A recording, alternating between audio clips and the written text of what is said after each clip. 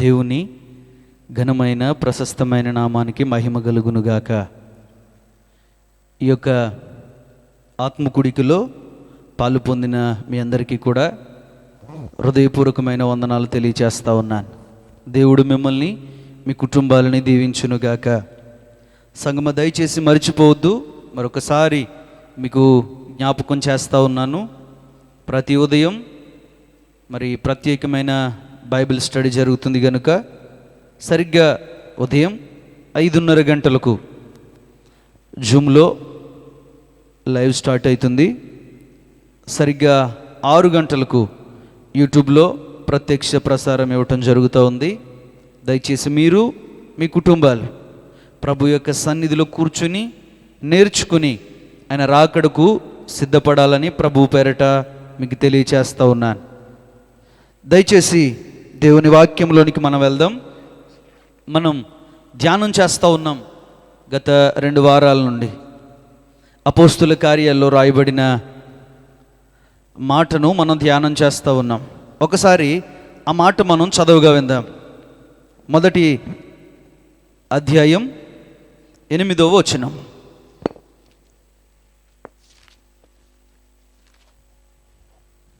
అయినను పరిశుద్ధాత్మ మీ మీదికి వచ్చినప్పుడు మీరు శక్తి నొందెదరు గనుక మీరు యెరూషలేములోను యూదయ సమరయ దేశముల యందంతటను బూదిగంతముల వరకును నాకు సాక్షులయ్యుందురని వారితో చెప్పెను. ఆమేన్, హల్లెలూయా. ఈ యొక్క మాటను మనం గత 2 వారాలుగా ధ్యానం చేస్తూ ఉన్నాం. పరిశుద్ధాత్మ శక్తిని మనం ఎందుకు పొందుకోవాలి? అభిషేకాన్ని మనం ఎందుకు పొందుకోవాలి? ఎందుకు అభిషేకించబడాలి? అభిషేకించబడితే వచ్చే లాభాలేంటి?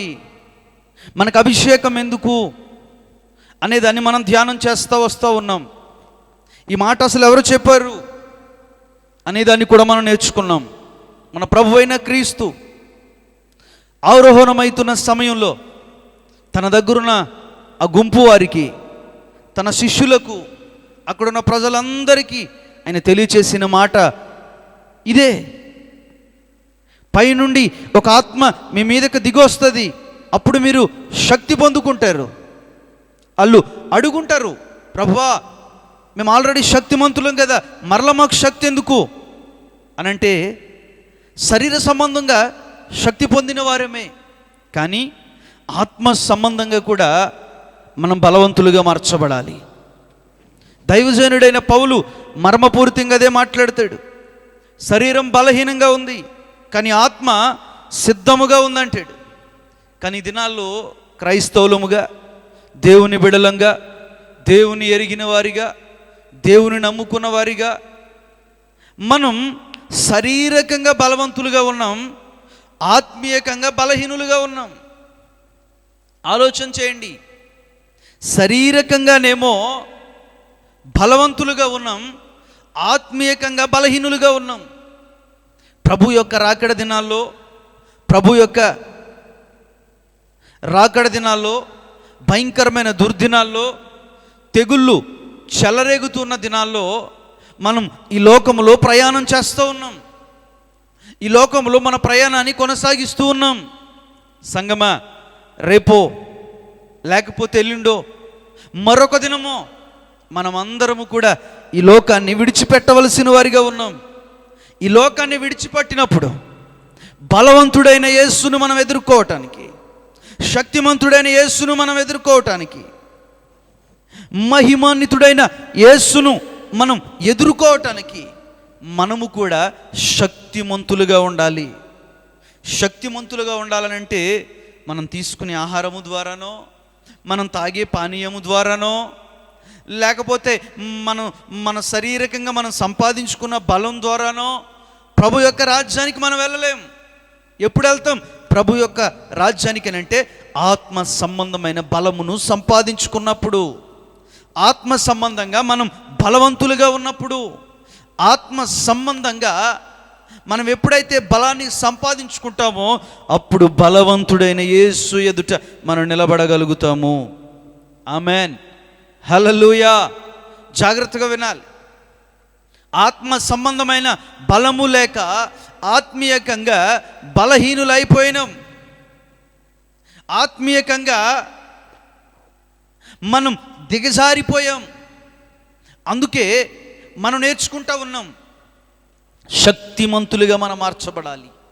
మొదటి శక్తి దేనికి అనంటే నామకార్థ భక్తిలో నుండి బయటికి రావటానికి. అందులోనే మనం నేర్చుకున్నాం చీకటిలో నుండి బయటికి రావటానికి. అందులోనే మనం నేర్చుకున్నాం ఏంటి అనంటే, అందులో మనం నేర్చుకున్న ఇంకొక భాగం ఏంటిదనంటే గొప్ప సమస్యలను ఎలా మనం ఎదిరించాలి అనే అనే అనే పాఠాన్ని కూడా మనం నేర్చుకున్నాం. రెండవదిగా మనం నేర్చుకున్నాం ఏం నేర్చుకున్నామనంటే, ఆత్మ సంబంధమైన బిడ్డలను, శరీర సంబంధమైన బిడ్డలను కూడా పరిశుద్ధాత్మ అభిషేకము ద్వారా కనగలం అనేదాన్ని బైబిల్లో నుండి స్పష్టంగా మనం నేర్చుకున్నాం. సంగమా, ఈ దినాన్న పరిశుద్ధాత్మ అభిషేకం మనం ఎందుకు పొందాలి? పరిశుద్ధాత్మ అభిషేకం మనకి ఎందుకు అవసరం? పరిశుద్ధాత్మ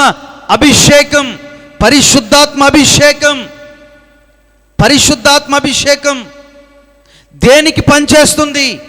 పరిశుద్ధాత్మ అభిషేకం అసలు ఎందుకు అవసరపడుతుంది అనే దాని గురించి మనం జాగ్రత్తగా ఆలోచన చేస్తే, మూడవ అంశంగా ఈ పూట, ఈ రాత్రి వేళ, ఈ ఆత్మకుడికలో మనం ధ్యానం చేద్దాం. చదవండి, ఎఫెసీయులకు రాసిన పత్రిక 6వ అధ్యాయం 12వ వచనాన్ని చదవగా విందాం. 12వ వచనాన్ని. ఏలయనగా మనము పోరాడునది శరీరులతో కాదు గాని ప్రధానులతోనూ అధికారులతోనూ ప్రస్తుత అంధకార సంబంధులకు లోకనాథులతోనూ ఆకాశ మండలమందున్న దురాత్మల సమూహముతోనూ పోరాడుచున్నాం. హల్లెలూయా. ఎందుకు పరిశుద్ధాత్మ అభిషేకాన్ని పొందాలి? మూడవ భాగం ఏంటి అనంటే, దురాత్మల సమూహముతో పోరాడటానికి శక్తిని సంపాదించాలి. దురాత్మ సమూహాలతో పోరాడటానికి అక్కడ అంటాడు, మనమందరము ఒకరు కాదు సుమా, పోరాటం ఒకరిది కాదు, అందరూ పోరాడాలి. దేనితో పోరాడాలి? దురాత్మల సమూహముతో, అంధకార శక్తులతో మనం పోరాడవలసిన వారిగా ఉన్నాం. ఈ దినాన్న పరిశుద్ధాత్మ అభిషేకం ఎందుకు మనం పొందాలి అనంటే, ఇంట్లో భర్తతోనో, లేకపోతే భార్యతోనో, సమాజంలో ఉన్న పక్కింటి వారితోనో, లేకపోతే పొరుగింటి వారితోనో, లేకపోతే ఎదురింటి వారితోనో, లేకపోతే మన పిల్లలతోనో పోరాడటానికి కాదు. మనకంటే శక్తి లేని శక్తిహీనులతో పోరాడటానికి కాదు, బలము లేని వారితో పోరాడటానికి కాదు.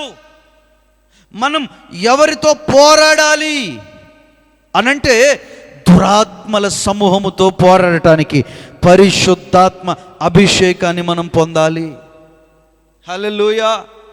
మీకు ఒక చక్కటి మాట నేను చూపిస్తాను. చదవండి ఒకసారి ప్రకటన గ్రంథం 18వ అధ్యాయం 2వ వచనాన్ని చదవగా విందాం. ప్రకటన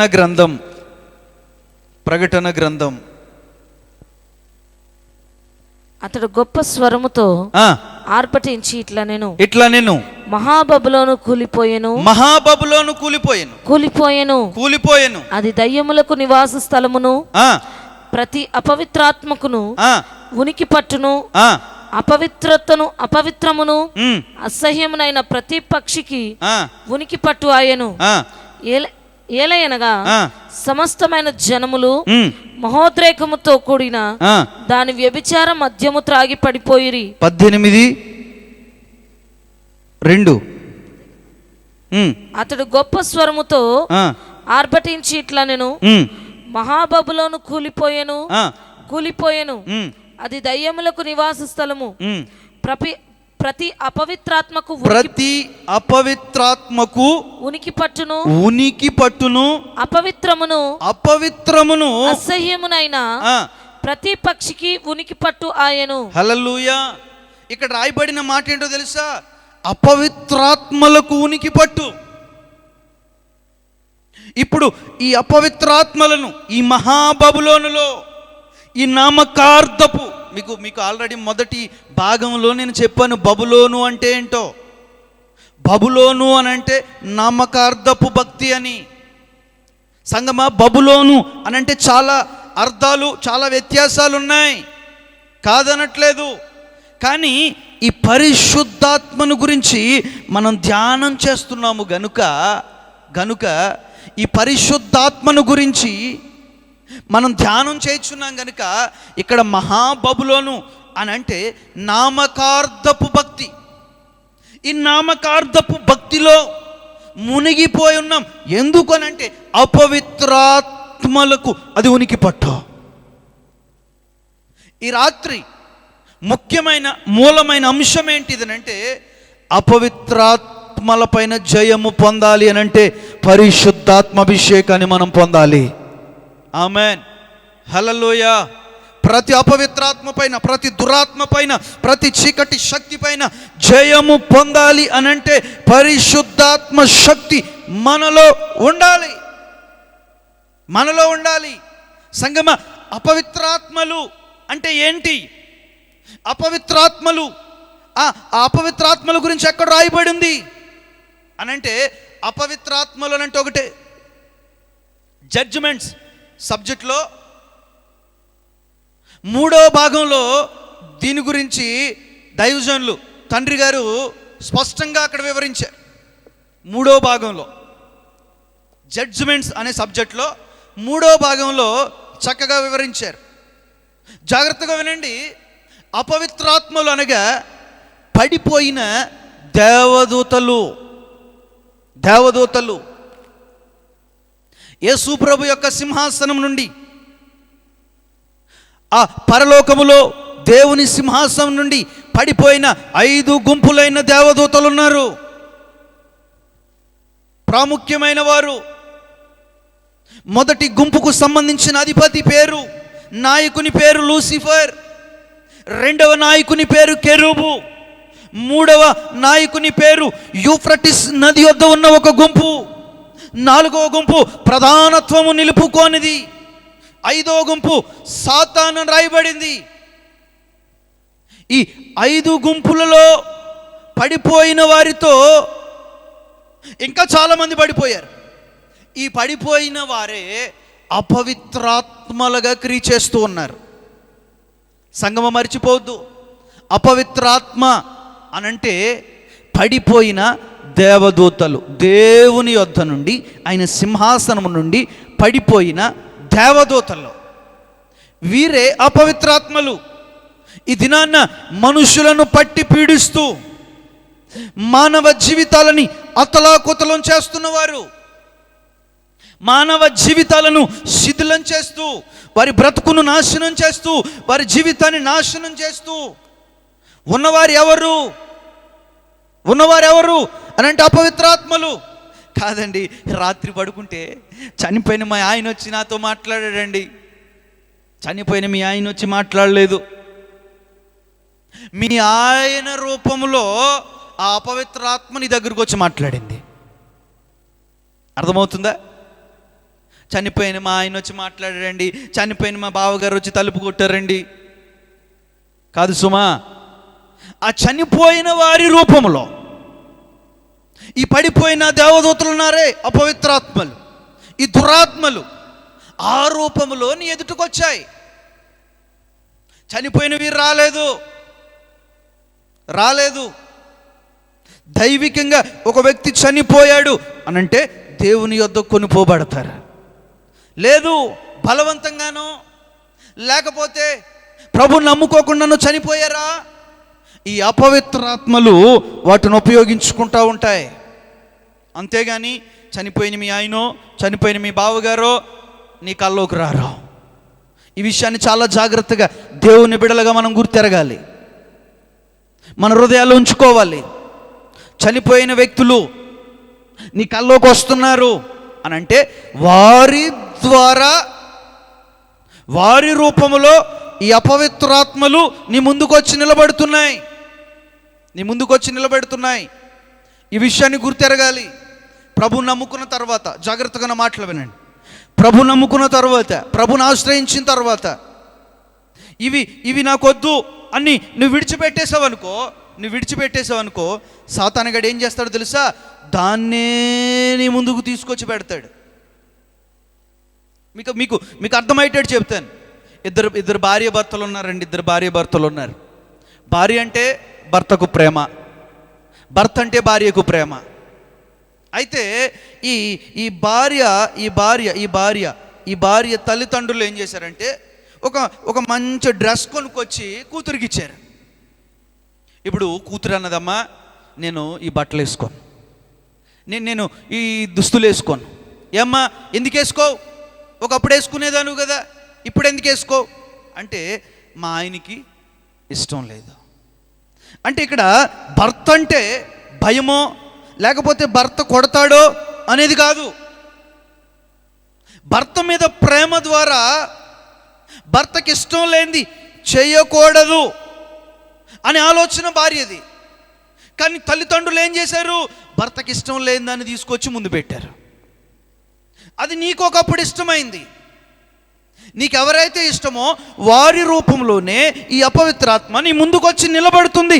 నీ యొక్క భక్తిని, నీ యొక్క ఆత్మీయ జీవితాన్ని నీలో నుండి పడగొట్టడానికి, ఆత్మీయ స్థితిలో నుండి నిన్ను దిగజార్చడానికి వారి రూపంలో నీ ఎదుట నిలబడుతుంది. ఈ విషయాన్ని జాగ్రత్తగా గుర్తుపెట్టుకోవాలి.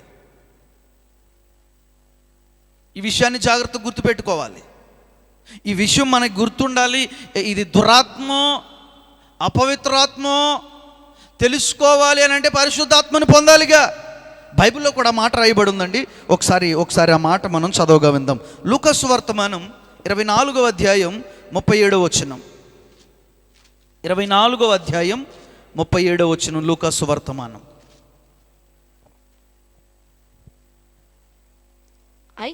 అయితే వారు దిగులు పడి భయక్రాంతులై భూతము తమకు కనబడనని, అమ్మో భూతం, అయ్యో భూతం అని తలంచిరి. అప్పుడు ఆయన మీరెందుకు కలవరపడుచున్నారు? అరే ఎందుకు మీరు కలవరపడుచున్నారు? మీ హృదయములలో సందేహము పుట్టనేలా. హల్లెలూయా.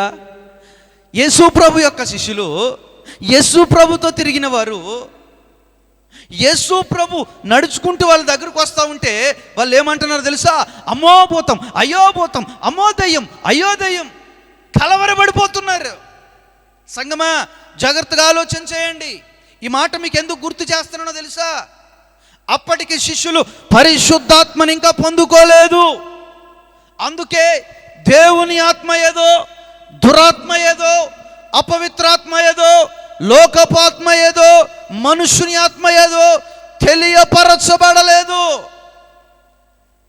దురాత్మ ఏదో, అపవిత్రాత్మ ఏదో తెలియపరచబడాలి అనంటే పరిశుద్ధాత్ముడు మనలో నివాసము చేయాలి. ఆమేన్. పరిశుద్ధాత్మను పొందుకుంటే కదండి మనకు అర్థమవుతుంది. అపవిత్రాత్మ ఏదో, దురాత్మ ఏదో మనకు తెలుస్తుంది. సంగమా, శిష్యులు కూడా ఒకనాడు భయపడ్డారు. కారణం ఏంటో తెలుసా? వారికి అర్థం కాలేదు దేవుని ఆత్మ లేకపోతే పరిశుద్ధాత్మ అని. అక్కడ ఫుడ్ నోట్లో రాయబడింది భూతం అనే మాటకు ఆత్మ అని. అర్థమవుతుందా? ఈ పరిశుద్ధాత్మ పొందుకుంటేనే తెలుస్తుంది అది అపవిత్రాత్మ లేకపోతే దురాత్మ, లేకపోతే అది పరిశుద్ధాత్మ. అపవిత్రాత్మన్న దురాత్మన్న ఒకటే. దురాత్మన్న అపవిత్రాత్మన్న, అపవిత్రాత్మన్న దురాత్మన్న ఒకటే. మళ్ళీ దురాత్మలు వేరు, అపవిత్రాత్మలు వేరు కాదు, ఒకటే. ఇదంతా పడిపోయిన గుంపులో ఉన్న దేవదూతలు వీరందరూ కూడా వీరు అపవిత్రాత్మల కాదా అని మనం గ్రహించాలి అని అంటే పరిశుద్ధాత్మ శక్తిని మనం అనుభవించాలి. ఆమేన్. హల్లెలూయా. ఈ ఈ అపవిత్రాత్మలు ఎలా మనుషులోనికి చొరబడతాయి, ఈ అపవిత్రాత్మలు ఎలా మనుషులలో ఉన్నాయి అనే కొన్ని విషయాలు బైబిల్లో నుండి మనం చూద్దాం. ఒకసారి చదువుగా విందాం. అపోస్తుల కార్యాలు 3వ అధ్యాయం 8వ వచనం నుండి 12వ వచనం వరకు చదువుగా విందాం. వారు దిగ్గున లేచి నడిచెను. 8వ వచనం నుండి 12వ వచనం వరకు. వాడు దిగ్గున లేచి నిలిచి నడిచెను. నడుచుచు గంతులు వేయిచు దేవుని స్తుతించుచు వారితో కూడా దేవాలయంలోనికి వెళ్ళెను. 4వ అధ్యాయం 8వ వచనమేనా? నేను 4వ అధ్యాయం 8వ వచనం. అపోస్తుల కార్యాలు. పేతురు పరిశుద్ధాత్మతో నిండినవాడై ఇట్లా నేను ప్రజల అధికారులారా పెద్దలారా, ఆ దుర్బలునికి చేయబడిన ఉపకారమును గూర్చి వాడు దేని వలన స్వస్థత పొందెనని నేడు మమ్మును విమర్శించుచున్నారు గనుక మీరందరూ ఇశ్రాయేలు ప్రజలందరూ తెలుసుకొనవలసినదేమనగా, మీరు సిలువ వేసినట్టు మృతులలో నుండి దేవుడు లేపినట్టు నజరేయుడైన యేసుక్రీస్తు నామముననే వీడు స్వస్థత పొంది మీ ఎదుట నిల్చుచున్నాడు. ఇల్లు కట్టువారైన మీరు తృణీకరించిన రాయి ఆయనే, ఆ రాయి మూలకు తలరాయి ఆయను. మరి ఎవని వలన రక్షణ కలగదు? ఈ నామముననే మనము రక్షణ పొందవలెను గాని ఆకాశము క్రింది మనుష్యులలో ఇయ్యబడిన మరి ఏ నామమున రక్షణ పొందలేము అనెను. హల్లెలూయా.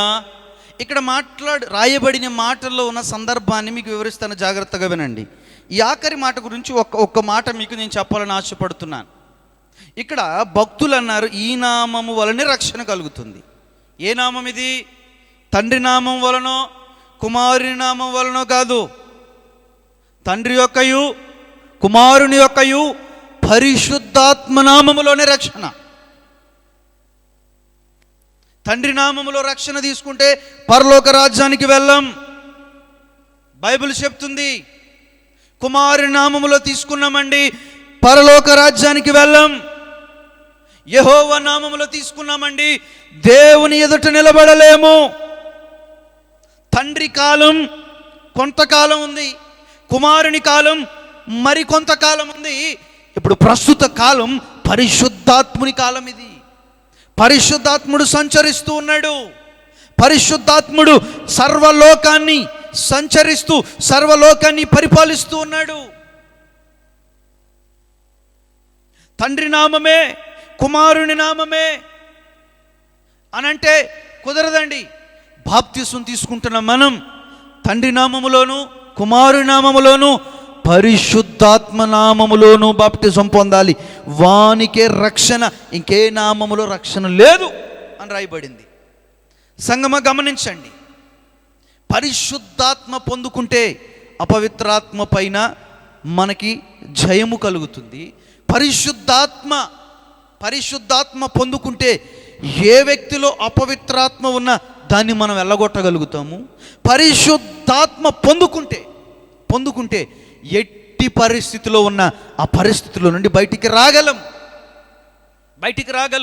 ఇక్కడ రాయబడిన సందర్భాన్ని జాగ్రత్తగా మనం ధ్యానం చేయాలి.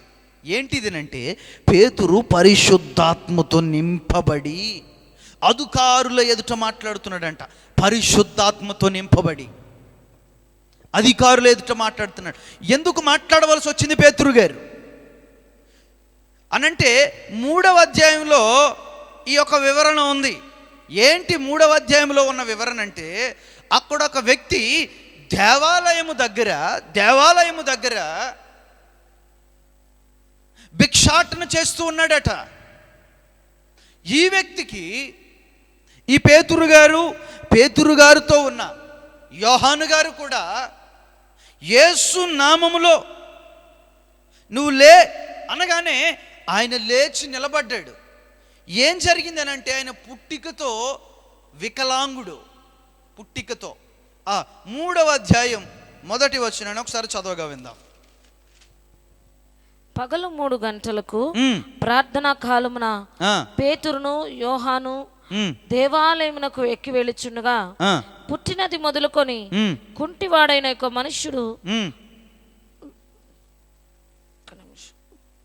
పుట్టినది మొదలుకొని ఉమ్, కుంటివాడైన ఒక మనుష్యుని ఉమ్, మోసుకొని పోవచుండెను. ఉమ్, వాడు దేవాలయంలోనికి ఉమ్, వెళ్ళు వారిని భిక్షమడుగుటకు కొందరు ప్రతిదినము వానిని శృంగారమును దేవాలయము ద్వారమునొద్ద ఉంచుచూ వచ్చిరి. హల్లెలూయా. అర్థమైందండి. ఒక కుంటివాడు ఉన్నాడు, వీనికి స్వస్థత కలిగింది. కుంటివానికి స్వస్థత కలిగింది. ఈ స్వస్థతను గురించి అక్కడ ఉన్న పెద్దలందరూ కూడా పేతురు గారిని యోహాను గారిని ప్రశ్నిస్తూ ఉన్నారు. అప్పుడు పరిశుద్ధాత్మతో నింపబడ్డాడు. సంగమ, దీనికి ముందు సందర్భాన్ని మీకు తెలియచేస్తాను. పేతురు గారు పరిశుద్ధాత్మతో నింపబడినప్పుడు 3000 మందిని రక్షించారు. రెండవ సందర్భంగా ఇప్పుడు మనం ధ్యానం చేసుకుంటూ ఉంటే, పరిశుద్ధాత్మతో నింపబడినప్పుడు పుట్టికతో ఉన్న ఒక అపవిత్రాత్మ ఆ వ్యక్తిలో నుండి బయటికి వెళ్ళిపోయింది. వెండి వెలగల రాళ్ళు బంగారం మా దగ్గర ఏమీ లేవు. ఏదైనా ఉందనంటే పరిశుద్ధాత్మ శక్తి మా దగ్గర ఉంది. ఎప్పుడైతే ఆ పరిశుద్ధాత్మ పూర్ణులై పేతురు యోహాను కూడా పరిశుద్ధాత్మతో నిండుకొని ఎప్పుడైతే ఆ వ్యక్తిని గురించి ప్రభువుతో మాట్లాడారో, ఆ వ్యక్తిలో ఉన్న అపవిత్రాత్మ వ్యక్తిని విడిచి వెళ్ళిపోయింది. అక్కడ సందర్భం రాయబడలేదు కదండి. వాళ్ళు మాట్లాడారో లేదో, ప్రార్థన చేశారో లేదో, ఆ వ్యక్తిలో అపవిత్రాత్మ ఉందో లేదో అనే సందర్భం అక్కడ రాయబడలేదు కదండి అని మీరు అడుగుతారేమో. సంగమా, ఈ వర్తమానాన్ని నువ్వు ఎక్కడుండి వింటున్నా? ఒక దైవజనుడు నిలబడి మాట్లాడుతున్నాడు అనంటే ఆ దైవజనునికి పరిశుద్ధాత్మ ప్రత్యక్షత ప్రభు ఇచ్చి మాట్లాడుతున్నారు అని మనం గ్రహించాలి. లేని దాని గురించి మనం వెతకొద్దు. దైవజనుడు మాట్లాడుతున్నాడు, ఒక తండ్రి మాట్లాడుతున్నాడంటే పరిశుద్ధాత్మతో నిండుకొని పరిశుద్ధాత్ముడ వ్యక్తిని నడిపిస్తున్నాడు. ఏ అపవిత్రాత్మ? పుట్టికతో కుంటివాడు. పరిశుద్ధాత్మతో ఎప్పుడైతే పేతురు మాట్లాడాడో ఆ అపవిత్రాత్మ వ్యక్తిని విడిచి వెళ్ళిపోయింది. ఆ వ్యక్తిలో అపవిత్రాత్మ లేదు. ఒక విషయాన్ని మనం ఆలోచన చేసుంటే, ఆ వ్యక్తి పుట్టికతో అవుటివాడైనప్పుడు తల్లిదండ్రులు వైద్యం చేపించడానికి ప్రయాసపడి ఉంటారు, ఉండకుండా ఉండరు. మన కుటుంబంలో ఎవరికైనా ఏదైనా బాధ వచ్చి జ్వరం వచ్చినప్పుడే మనం హాస్పిటల్కి తీసుకెళ్తాం. అప్పటికే వైద్యుడైన లూకా ఉన్నారు అక్కడ. వైద్యుడైన లూకా ఉన్నారు. వైద్యం గురించి ప్రయాసపడి ఉంటారు, కానీ రాలేదు. కారణం ఏంటి? ఒక అపవిత్రాత్మ ఆయనలో ఉంది. ఆ అపవిత్రాత్మ ఎప్పుడు పోయిందో తెలుసా? పరిశుద్ధాత్మతో నిండుకొని ప్రార్థన చేయగా ఆ అపవిత్రాత్మ తను విడిచి వెళ్ళిపోయింది. సంగమ, పరిశుద్ధాత్మ అభిషేకాన్ని ఎవరైతే పొందుకుంటారో అపవిత్రాత్మల పైన వారికి జయాన్ని ప్రభు అనుగ్రహిస్తారు. పేతురు పరిశుద్ధాత్మతో నిండుకొని ఎప్పుడైతే ప్రభు ఎదుట చేతులు ఎత్తి ఉన్నారో, ఈ పుట్టికతో కుంటివాడైన ఈ వ్యక్తికి విడుదల కలిగింది. కారణం ఏంటో తెలుసా? పేతురు గారు పరిశుద్ధాత్మతో నింపబడి ఉన్నారు. సంఘం, ఇది ఒకటే సందర్భం కాదు. బైబిల్లో మరొక సందర్భాన్ని కూడా మీకు చూపిస్తాను. లూకా సువర్తమానం 4వ అధ్యాయం 18వ వచనం.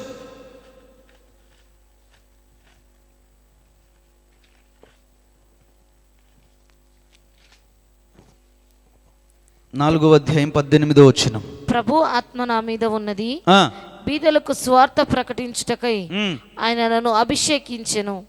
చెరలోనున్న వారికి విడుదలను, గ్రుడ్డి వారికి చూపును కలుగునని ప్రకటించుటకు, నలిగిన వారిని విడిపించుటకును, ప్రభు హితవత్సరమును ప్రకటించుటకును ఆయన నన్ను పంపి ఉన్నాడు. 4వ అధ్యాయం 18వ వచనం లూకా సువార్త. గ్రుడ్డి వారికి చూపును కలుగునని ప్రకటించుటకును నలిగిన వారిని విడిపించుటకును ప్రభు హితవత్సరమును ప్రకటించుటకును ఆయన నన్ను పంపియున్నాడు. హల్లెలూయా. ఫుడ్ నోట్లో ఏమైనా రాయబడిందమ్మా అక్కడ?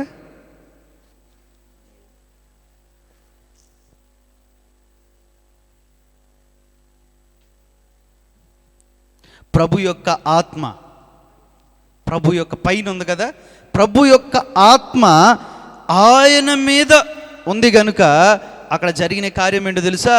గ్రుడ్డి వారికి చూపు వచ్చింది అని రాయబడింది. గ్రుడ్డి వారికి చూపు, గుడ్డుతనం అనగా ఇదొక దురాత్మ, ఇదొక దురాత్మ, ఇదొక అపవిత్రాత్మ. ఆది కాలంలోకి వెళ్ళి చూస్తే హాగరు ఎదుట ఒక నీటి బుగ్గ ఉంది కానీ అది ఆమె కనబట్లేదు. అప్పుడు అక్కడ అంటాడు, నీ మనోనేత్రాలకున్న గుడ్డితనం తొలగించుకో. అంటే ఆమె కళ్ళు లేవా? కళ్ళు ఉన్నాయి కానీ చూడలేకపోతుంది. ఈ దినాన మనకి కళ్ళున్నాయి కానీ ప్రభుని చూడలేకపోతున్నాం. అపవిత్రాత్మ మనలో ఉంది గనుక మన కళ్ళతో సినిమాలు చూడగలుగుతున్నాం, సీరియల్ చూడగలుగుతున్నాం, మనకి నచ్చిందని చూడగలుగుతున్నాం. కారణం ఏంటనంటే ఒక అపవిత్రాత్మ మనలో ఉండి తన కార్యాన్ని జరిగించుకుంటుంది. టైంపాస్ కొరకండి, టైంపాస్ అవ్వక లాక్డౌన్ కదా, ఇంట్లో ఉంటున్నాం కదా, లేకపోతే మాకేం పని ఉందండి అని నువ్వు అంటున్నావు. కానీ ఆ కార్యాన్ని జరిగించేది ఏంటో తెలుసా? దురాత్మ అపవిత్రాత్మ మనలో చొరబడి తన ఇష్టాన్ని నెరవేర్చుకుంటుంది. అప్పుడు ప్రభు ఎదుట మనం నిలబడినప్పుడు అది సాక్ష్యం ఇస్తుంది. పలానా రోజు పలానా సమయంలో వారి టీవీ చూడలేదా, పలానా సమయంలో సెల్ ఫోన్ చూడలేదా, పలానా సమయంలో సీరియల్ చూడలేదా, పలానా సమయంలో వారి కళ్ళతో చూడకూడదు చూడలేదా, పలానా సమయంలో వారు పలానా వ్యక్తిని చూడలేదా. గ్రుడ్డితనం. ప్రభు యొక్క ఆత్మ మన పైన ఉంటే ఆ గ్రుడ్డితనం తొలగిపోతుంది. ఆ గ్రుడ్డితనముతో నింపబడే కొంతమంది ఉన్నది లేనట్టుగా, లేనిది ఉన్నట్టుగా కట్టుకథలు, కల్పనా కథలు చెప్తూ ఉన్నారు. సంగమా, పరిశుద్ధాత్మతో నింపబడితే ఏది చూడాలో కూడా పరిశుద్ధాత్మ దేవుడు మనల్ని ఆ చూడటానికి ముందుకు నడిపిస్తాడు. ప్రభు యొక్క ఆత్మ ఉంది గనుక గ్రుడ్డితనాన్ని తొలగించాడు. గ్రుడ్డితనం ఒక దురాత్మ. ఆ దురాత్మ నీలో నుండి వెళ్ళిపోవాలంటే పరిశుద్ధాత్మ నీ మీదకి దిగి రావాలి. ఆ పరిశుద్ధాత్మ ఎప్పుడైతే నీ మీదకి నా మీదకి వస్తుందో, ఆ పరిశుద్ధాత్ముడు ఎప్పుడైతే మనలోనికి వస్తాడో, ఆ పరిశుద్ధాత్ముడు ఎప్పుడైతే మనలో క్రియ చేస్తాడో, ఏది చూడాలో ఏది చూడకూడదు ఆ పరిశుద్ధాత్ముడు మనకి నేర్పిస్తాడు. ఆమేన్, హల్లెలూయా. మరొక మాటని మనం చదువుదాం. లూకా సువార్తమానం 9వ అధ్యాయం 39వ వచనం.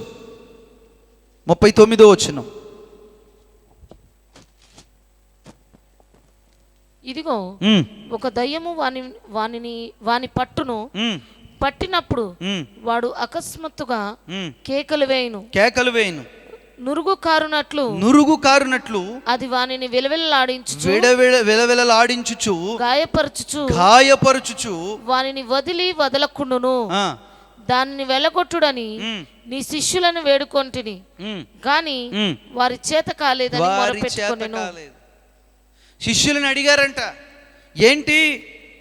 ఒక వ్యక్తిని దురాత్మ పట్టుకుంటే అది విలవిలలాడించి నురగ కక్కించి ఆ దురాత్మ వాడిని పాడేస్తూ ఉంటే ఒక వ్యక్తి వచ్చి శిష్యులను అడిగితే శిష్యులు పొద్దున్నుంచి కష్టపడ్డారు కానీ కార్యం జరగలేదు. అక్కడ కారణం ఎందుకు కార్యం జరగలేదంటే అప్పటికి శిష్యులు ఇంకా పరిశుద్ధాత్మ యొక్క అభిషేకాన్ని సంపాదించలేదు.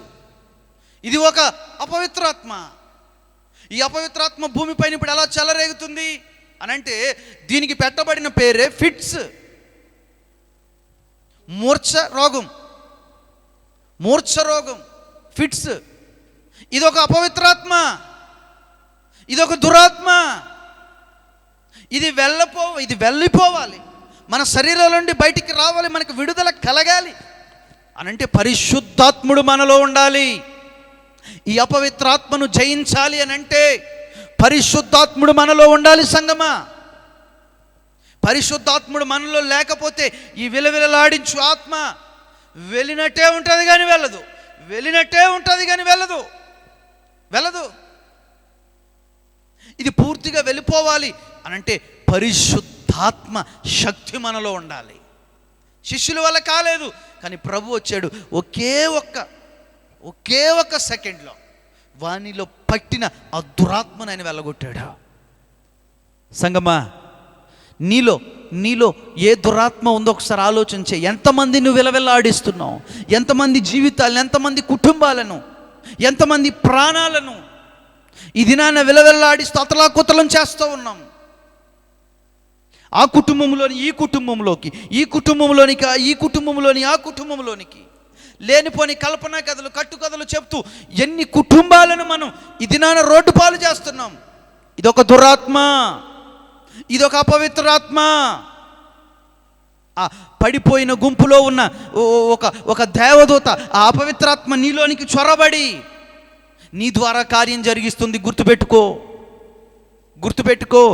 నీ బలమో నా బలమో, నీ శక్తో నా శక్తో వాటి ఎదుట సరిపోదు. వాటిని ఓడించాలి, వాటిపైన జయము పొందాలి అని అంటే పరిశుద్ధాత్మ అభిషేకాన్ని పొందాలి. అభిషేకం లేకపోతే ఆ దురాత్మ మనలో నుండి బయటికి వెళ్ళదు.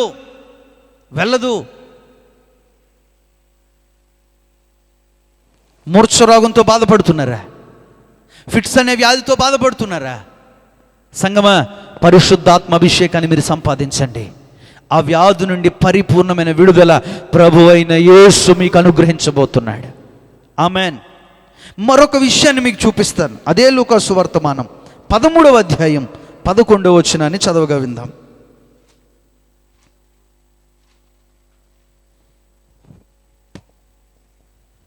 13వ అధ్యాయం 11వ వచనం. 18 ఏండ్ల నుండి బలహీనపరచు దయ్యము పట్టిన ఒక స్త్రీ అచ్చట నుండెను. ఆమె నడుము వంగిపోయి ఎంత మాత్రమును చక్కగా నిలవబడలేకుండెను. యేసు ఆమెను చూచి రమ్మని పిలిచి, అమ్మా, నీ బలహీనత నుండి విడుదల పొంది ఉన్నావని ఆమెతో చెప్పి ఆమె మీద చేతులుంచగానే. హల్లెలూయా. చాలండి. అక్కడ దయ్యం అనే మాటకు ఫుడ్ నోట్లో ఏమని రాయబడింది? ఆత్మ, స్పిరిట్. ఆత్మ వంగిపోయిందంట. వంగిపోయే ఒక దెయ్యం ఆమె మీద ఉంది. చాలామంది నడుము బెండైపోయి ఉంటుంది, గూనోళ్ళు అంటారు.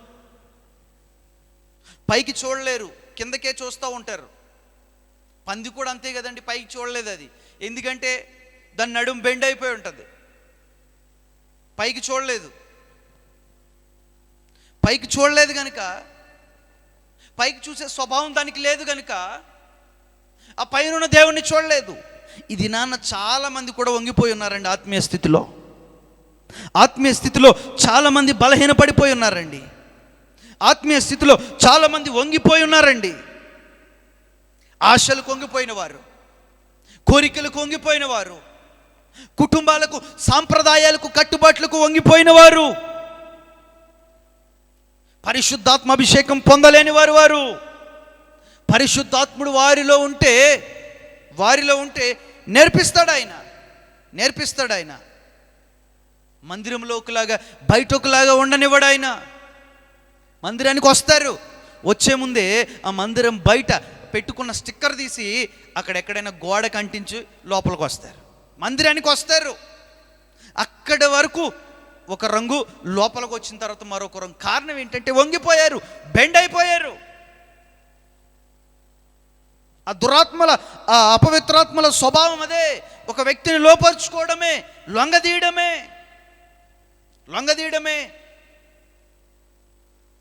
క్రైస్తవులమని పిలువబడుతూ దేవుని సంఘానికి వస్తూ ఉన్నారు. దయచేసి నా మాటలు వినండి. ఎంతమందిని నీ మాటల ద్వారా భయపెట్టి నువ్వు లొంగ తీసుకున్నావు?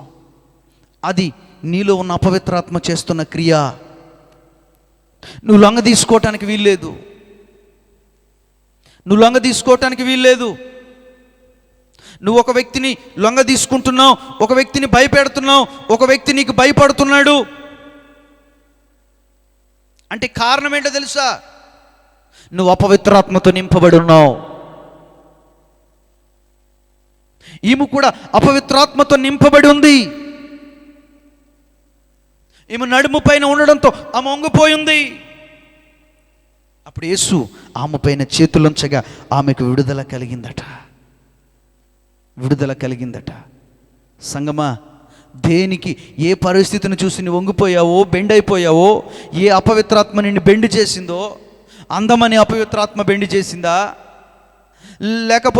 లేకపోతే నీ ఆశ, నీ కోరిక, నీ డ్రెస్సింగ్ స్టైల్, నీ హెయిర్ స్టైల్, ఏది నిన్ను బెండ్ చేసిందో ఒకసారి నీ హృదయానికి తెచ్చుకో. ఎందుకో తెలుసా? క్రైస్తవులం, దేవుని బిడ్డలం, దేవుని ఎదుట మనం వంగాలి తప్ప దేని ఎదుట మనం వంగటానికి వీల్లేదు. గుర్తుపెట్టుకో, మనం ఆరాధిస్తున్న దేవుని ఎదుటే మనం వంగాలి. ఆయన ఎదుటే మనం బెండ్ కావాలి. ఇంక ఈ లోకములో ఉన్న దేని ఎదుట మనం వంగటానికి వీల్లేదు సుమా. అందుకే ఈ సందర్భాన్ని ఇక్కడ రాసి ఉంచాడు. ఆమె పైన ఒక ఆత్మ ఉంది, ఒక దెయ్యం ఉంది, ఒక దురాత్మ ఉంది, ఒక అపవిత్రాత్మ ఉంది. అది ఎప్పుడు పోయిందో తెలుసా? సేవకుడు అంటే యేసు చేతులు పెట్టినప్పుడు, మనం ఆరాధిస్తున్న దేవుడు చేతులు పెట్టినప్పుడు. నువ్వు దేనికి బెండ్ అయిపోయావో అది నీలో నుండి వెళ్ళిపోవాలంటే నీ దైవజనుడి దగ్గరికి, నీ సేవకుని దగ్గరికి నువ్వు వెళ్ళి వారికి ఆ విషయాన్ని చెప్పి వారి చేతులు నీపైన ఉంచుకుని నీవు ప్రార్థన చేయించుకో. నీలో ఉన్న ప్రతి అపవిత్రాత్మ బయటికి వెళ్ళిపోతుంది. దేవుని ఎదుటప్పుడు నీవు చక్కగా నిలబడగలవు. ఇంతవరకు వంగి భూమిని చూసింది చాలు. ఏం కనపడ్డది భూమిపైన? ఏం కనపడ్డది భూమిపైన? పంది ఉందండి. పంది దాన్ని తన యజమాని పట్టుకోనంత కాలం అది ఎప్పుడు కిందే చూస్తుంది. ఏం కనపడుతుంది కింద? భయంకరమైన చెడ్డవే కనపడతాయి. దానికి చెడ్డవే కనపడతాయి, అసహ్యమైనవే కనపడతాయి, బురదే కనపడుతుంది. ఎందుకు? పైన ఉన్నదాన్ని చూడలేదుగా. నువ్వు వంగిపోయి లోకాన్ని చూస్తూ ఉంటే లోకంలో ఉన్న అపవిత్రత, లోకంలో ఉన్న కాముకత్వం, లోకంలో ఉన్న ప్రతి విధమైన వ్యభిచారపు ఆశల కోరికలే కనబడతాయి. ఎందుకంటే ఇప్పుడు లోకాన్ని పరిపాలిస్తున్నాయి అవే ప్రస్తుతం. అవి కనబడకుండా ఉండాలి అనంటే మనం నిలబడి ఉండాలి అనంటే అపవిత్రాత్మ పైన జయం పొందాలి. జయము పొందాలంటే పరిశుద్ధాత్ముడు మనలో ఉండాలి. ఆమెన్, హల్లెలూయా. మరొక విషయాన్ని మీకు చూపిస్తాను. మత్తయి సువార్త 12వ అధ్యాయం 43వ వచనాన్ని ఒకసారి మనం చదవగా విందాం. 12వ అధ్యాయం 43వ వచనం. అపవిత్రాత్మ ఒక మనుష్యుని వదిలిపోయిన తరువాత అది విశ్రాంతి వెదుకుచు నీరు లేని చోట్ల తిరుగుచుండెను. విశ్రాంతి. లూకా సువార్త 11వ అధ్యాయం 24వ వచనంలో కూడా అదే మాట రాయబడింది.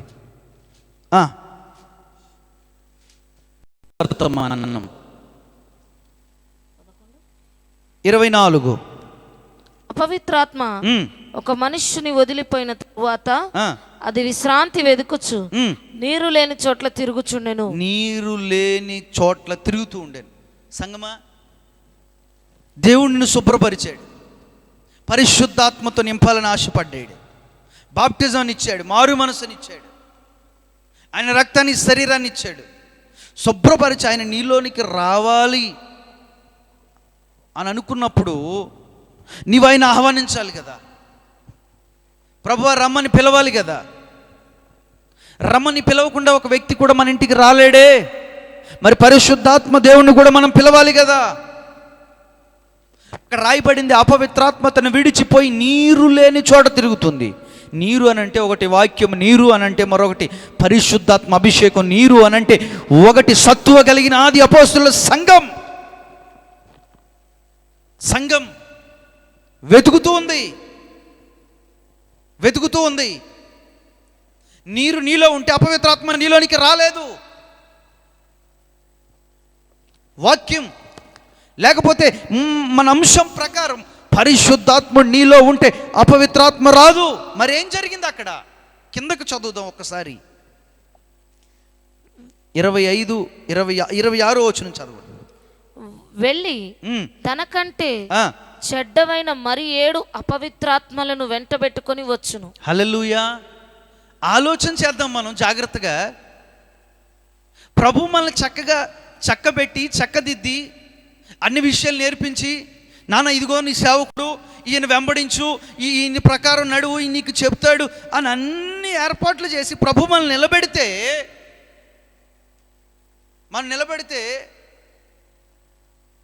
అక్కడి నుండి మనం తప్పిపోతే ఏం జరుగుతుందో తెలుసా?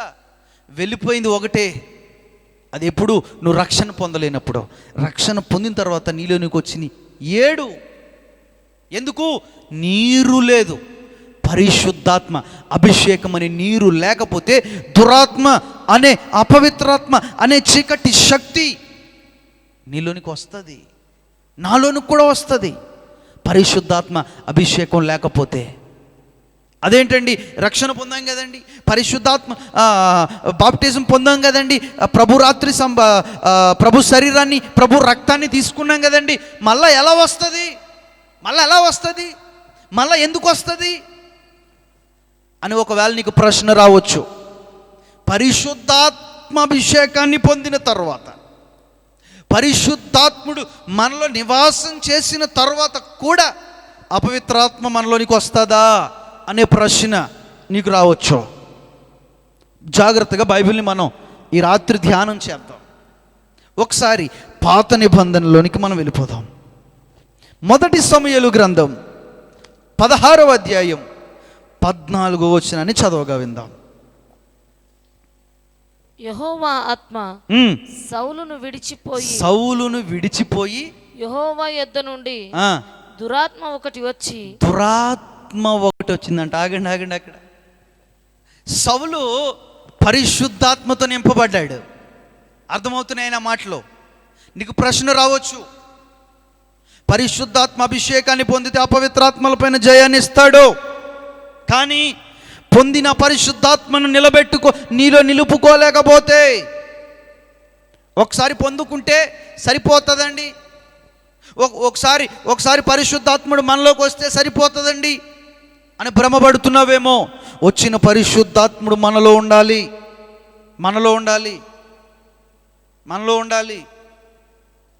ఆ పరిశుద్ధాత్ముడు మనలో లేకపోతే ఏం జరుగుతుంది? ఒకసారి కరోనా వచ్చి వెళ్ళిపోయింది కదండి, మాకేం కాదు, మేము అన్నీ వాడేసాం కదండి అని బయటికి వెళ్ళి దినాన్ని ఎంతమంది చనిపోలేదు? కారణం ఏంటి? వచ్చింది, మనం మెడిసిన్స్ వాడడం, తగ్గినప్పుడు మనం ఎలా ఉండాలి? జాగ్రత్త తీసుకోవాలి, కాపాడుకోపోతే ఏం జరుగుతుంది? మరణాలు బయట మనం చూస్తున్నాం. అలాగే పరిశుద్ధాత్ముడు మనలో ఉన్నప్పుడు దాన్ని కాపాడుకోకపోతే కూడా ఆ పరిశుద్ధాత్ముడు మనలో నుండి వెళ్ళిపోతాడు, దురాత్మ మనలోనికి ప్రవేశిస్తుంది. అవునండి, వాస్తవం ఇది, బైబిల్లో రాయబడిన నగ్న సత్యం ఇది. గొప్ప మొట్టమొదటి రాజు ఇశ్రాయేలీయుల ప్రజలకు ఆయన పైకి ఆత్మ దిగిరాగా క్రొత్త మనస్సు ఆయనకు వచ్చాను అని రాయబడింది. ఆత్మ దిగిరాగా అద్భుతాలు, ఎన్నో మహత్కార్యాలు జరిగాయి అక్కడ. కానీ ఎప్పుడైతే ఆ ఆత్మ సౌలుని విడిచిపోయిందో దురాత్మ కూడా ప్రవేశించిందట. ఇది నాన్న విశ్వాసులుగా భ్రమలో ఉన్నాం మనం. ఇంకా పరిశుద్ధాత్ముడు మనలో ఉన్నాడేమో, పరిశుద్ధాత్ముడు మనలో క్రియ చేస్తున్నాడేమో, పరిశుద్ధాత్ముడు మనల్ని ఏలుబడి చేస్తున్నాడేమో అనే భ్రమలో మిగిలిపోయాం మనం. ఇంకా సంగమా, పరిశుద్ధాత్ముడు మనలో క్రియ చేస్తే టీవీల జోలికి ఎందుకు వెళ్తాం? సినిమాల జోలికి ఎందుకు వెళ్తాం? సీరియల్ జోలికి ఎందుకు వెళ్తాం? దేవరాత్రులు సెల్ ఫోన్ పట్టుకుని ఎందుకు కూర్చుంటాం? అడ్డమైన ప్రయాణాలన్నీ ఎందుకు? ఎక్కడ పడితే అక్కడికి ఎందుకు వెళ్తాం? ఏ స్థలంలో పడితే ఆ స్థలంలో ఎందుకు నిలబడతాం? ఎవరితో పడితే వాళ్ళతో ఎందుకు మాట్లాడతాం? పరిశుద్ధాత్ముడు మనలో ఉంటే కొన్ని లిమిట్స్ మనకు ఉంటాయి. ఏది చేయాలో ఏది చేయకూడదో, ఎక్కడికి వెళ్ళాలో ఎక్కడికి వెళ్ళకూడదో అని నేర్పిస్తారు. పోయిన వారం చెప్పాను, తర్షీసుకి వెళ్ళిపోతున్నాడు, కానీ పరిశుద్ధాత్ముడు ఏం చేశాడు? వెంటనే యూటర్న్ తిప్పి నినివేకి పంపించాడు. నినివేకి పంపించాడు. మీకు అర్థమవుతున్నాయా? దేవుని మాటలపైన దృష్టి పెంచండి. లోకానుసారంగా ఆలోచించవద్దు, లోకానుసారంగా ఏది తీసుకోవద్దు, లోకానుసారంగా ఏది హృదయంలో పెట్టుకోవద్దు. మనం ఆత్మానుసారులం, ఆత్మ సంబంధమైన వారం. ఎందుకు ఈ సౌలును పరిశుద్ధాత్మ విడిచిపోయి అపవిత్రాత్మ ఆయనలోనికి ప్రవేశించింది. 28వ అధ్యాయం 16వ వచనం 18వ వచనం కూడా చదువుదాం. అదే మొదటి సమూయేలు గ్రంథం, మొదటి సమూయేలు గ్రంథం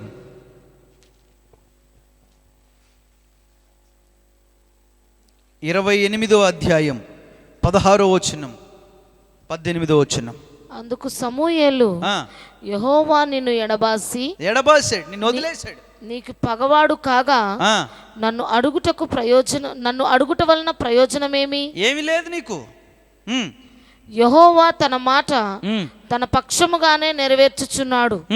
నా ద్వారా ఆయన సెలవిచ్చి ఉన్నట్టు నీ చేతి నుండి రాజ్యమును తీసివేసి నీ పొరుగు వాడైన దావీదునకు దాని నిచ్చి ఉన్నాడు.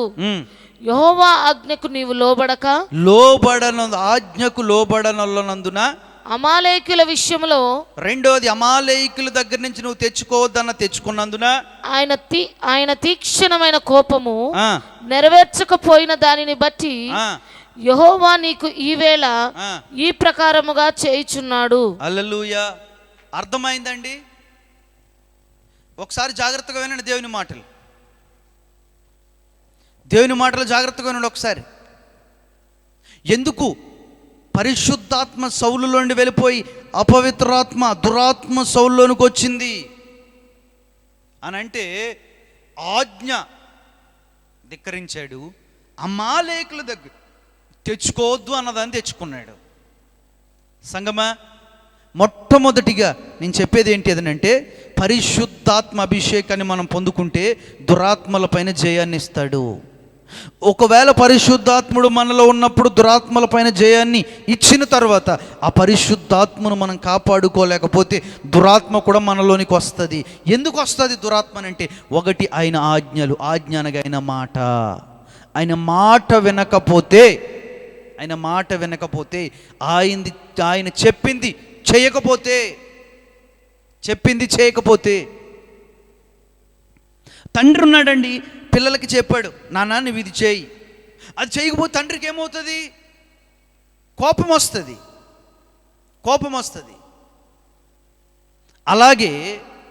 అలాగే మన ప్రభు అయిన యేసు మనకి చాలా నేర్పించారు. మన ఆత్మీయ తండ్రులు, మీ సంఘాల్లో మీకు నాయకులుగా తండ్రులుగా ఉన్నవారు మీకు నేర్పిస్తూ వచ్చారు. వారి మాటల ప్రకారం మన భక్తిని కొనసాగించకపోతే, ప్రభు యొక్క మాటకు ఆయన ఆజ్ఞకు లోబడకపోతే దురాత్మ మనలోనికి ప్రవేశిస్తుంది.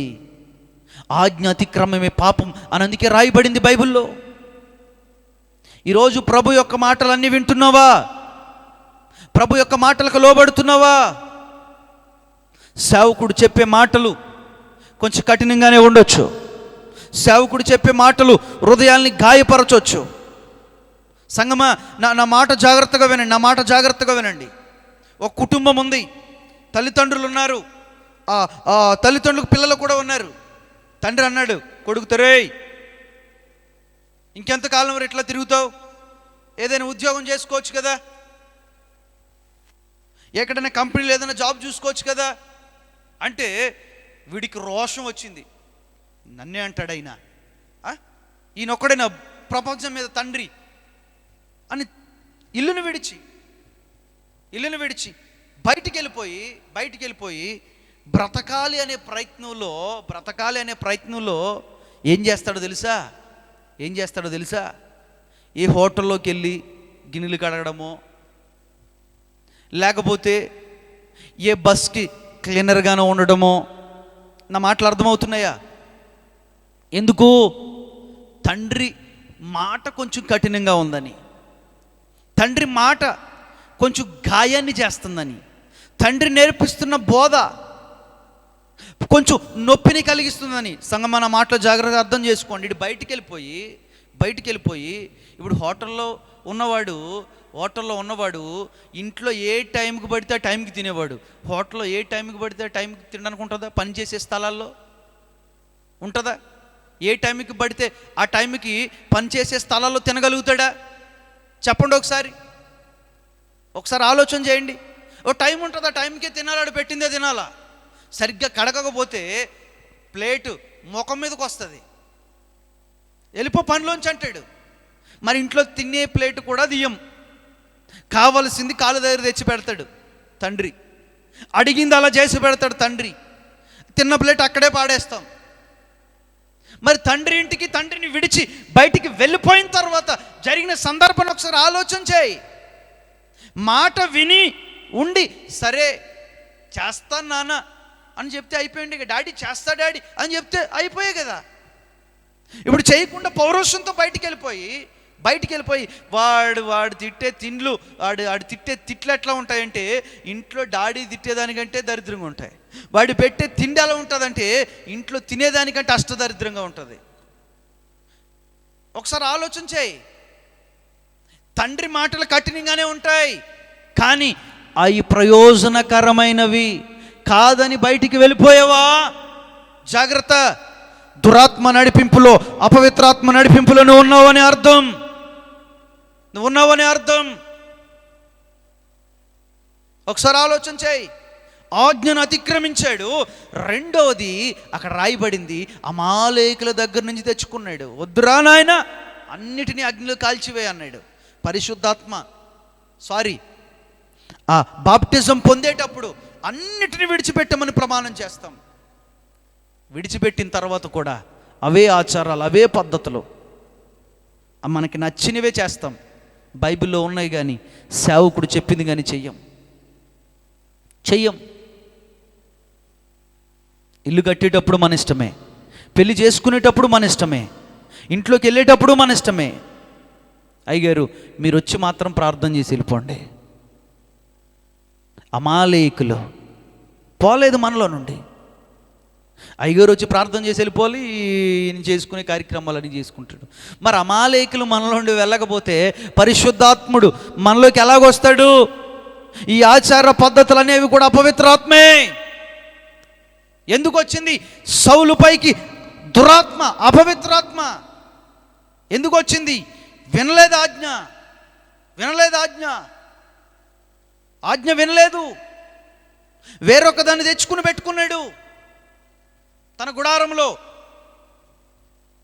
అందుకే కదండి లూసిఫర్ ఎందుకు పడిపోయింది? తన మనస్సులో అనుకుంది మనస్సులో, ఇంకా పైకి చెప్పలేదు, అక్కడ మనస్సులో అనుకుందని రాయబడింది. మనోడు అక్కడ లూసిఫర్ అనే అనే అనే అనే దురాత్మ మనసులో అనుకుంటే ఇక్కడ మనోడు పైకే చేశాడు కదా. అందుకే వాడు వచ్చి తిష్ట వేశాడు. అందుకే వాడు వచ్చి సౌలుని వశపరుచుకున్నాడు. ఆడెప్పుడు వెళ్ళిపోయేవాడు? అక్కడ రాయబడింది స్పష్టంగా, సితార వాయించేటప్పుడు, పాటలు పాడేటప్పుడు ఆ దురాత్మ సౌలును విడిచిపోయేదంట. పరలోకములో దేవుని సింహాసనం ఎదుట ఆ సితార వాయించి పాటలు పాడే యొక్క స్థానం ఎవరిది? లూసిఫర్ది కాదా? లూసిఫర్ యొక్క స్థానం కదా అది. ఎందుకు లూసిఫర్ సౌలును వశపరుచుకున్నాడు? ప్రభు యొక్క మాట వినలేదు, వాడు కూడా వినలేదు. ప్రభు చెప్పింది చేయలేదు, సౌలు కూడా చేయలేదు. అందుకే కదా సంగమా ప్రభు చెప్పింది అంటే యేసు ప్రభు సాక్షాత్తు దిగొచ్చి నానాను విధి చేయి, నువ్వు ఇలా చేయి, ఇలా ఉండని చెప్పడు. ఆయన మన కొరకు ఒక సేవకుడు నిలబెట్టాడు. ఆ సేవకుడు మనకు చెప్తాడు, నాన్న నువ్వు ఇది చేయాలి, ఇది చేయకూడదు. మన ఆత్మీయ తండ్రి మనకు చెప్తాడు, ఇక్కడికి వెళ్ళాలి, ఇక్కడికి వెళ్ళకు, ఇలా ఉండాలి, మనకు నేర్పిస్తాడు. ఆ మాటలు మనం విన్నప్పుడే పరిశుద్ధాత్మ అభిషేకం మనలోనికి దిగి వస్తుంది.